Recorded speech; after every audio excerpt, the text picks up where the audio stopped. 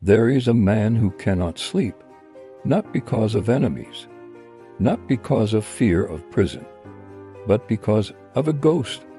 For more than 3 decades, every night, the same face returns. A man wearing glasses, a red beret, calm eyes that ask only one question. Why?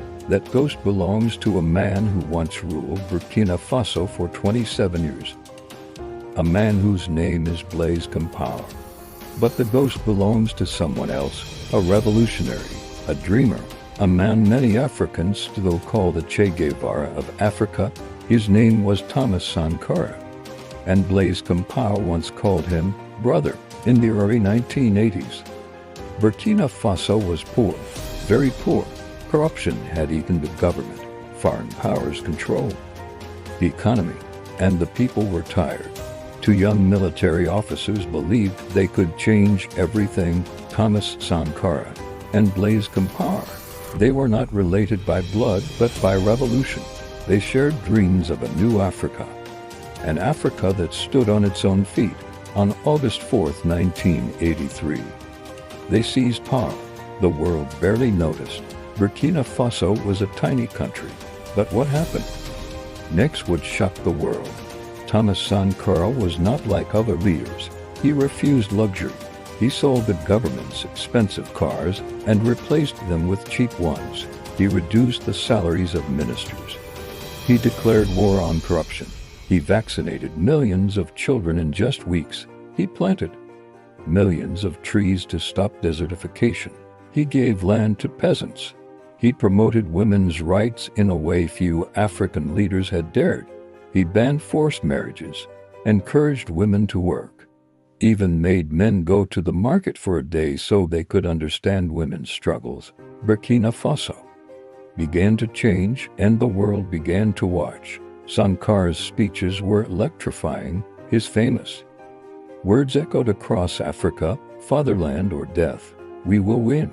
But every revolution creates enemies, and sometimes those enemies are very close. While Sankara became a global symbol, another man stood beside him, Blaise Compaoré, always there, but rarely seen. Journalists wrote about Sankara.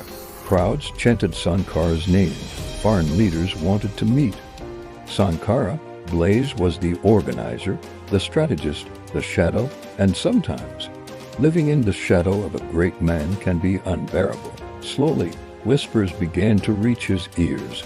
Powerful men came with warnings. Blaise, Sankara is moving too fast.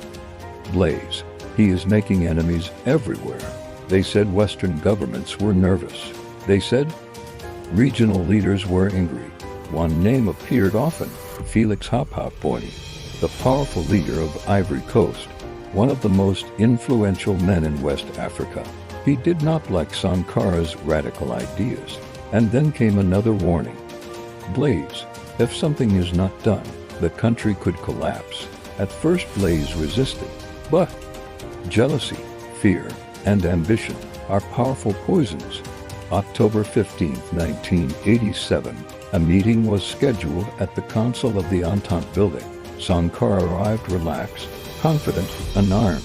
He believed he was among friends, but outside, soldiers were waiting. Men loyal to Blaise Compaoré. Then the gunshots began. Chaos, screams, bullets tearing through the room. Thomas Sankara fell. He was only 37 years old. One of Africa's most promising leaders, gone in seconds. Later that day, Blaise Compaoré announced he had taken power. He called it a rectification of the revolution. But many knew the truth. A brother had betrayed a brother. Blaise Compaoré ruled Burkina Faso for 27 years. He built alliances, controlled the military, balanced foreign powers. Many called him a skilled politician. But something strange happened. Thomas Sankara did not disappear. His memory grew. Songs were written about him. Young Africans wore his image on shirts. Students quoted his speeches. The man who had died became a legend. In 2014, the people of Burkina Faso rose up.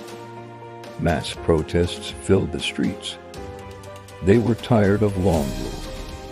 And everywhere in the crowds, there was one face. Thomas Sankara. Portraits, posters, banners, young people who were not even born when he died were shouting his name. Blaise Compaoré fled the country. His 27-year rule ended in days.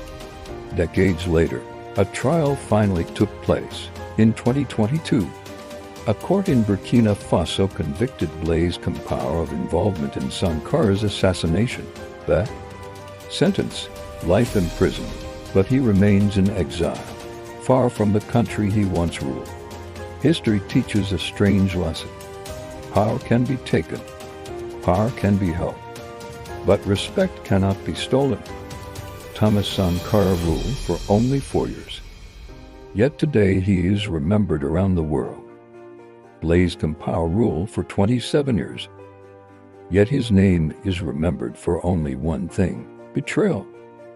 Because there is one truth history repeats again and again: you can kill a man, but you cannot kill an idea.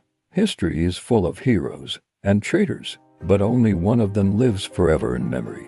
If you want more powerful African history stories like this video, comment Sankara lives below, and subscribe for more untold African stories, because the past must never be forgotten.